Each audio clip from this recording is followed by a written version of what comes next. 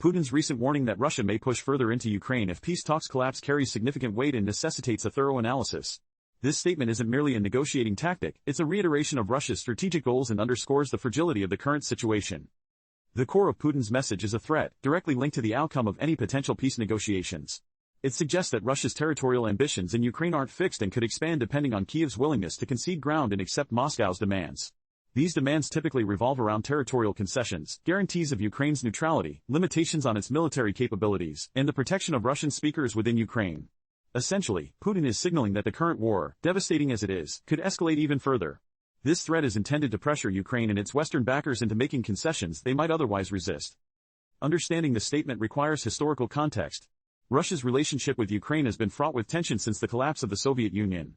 Moscow views Ukraine as being within its sphere of influence and has consistently opposed its westward drift, particularly its aspirations to join NATO and the EU. The 2014 annexation of Crimea and the support for separatists in eastern Ukraine were manifestations of this policy. Putin's justifications for these actions have consistently centered on protecting Russian speakers and preventing Ukraine from becoming a hostile military outpost on Russia's border. The invasion launched in February 2022 represented a significant escalation, driven by Putin's belief that Ukraine was increasingly aligning itself with the West and that a swift military intervention could install a pro-Russian government in Kyiv.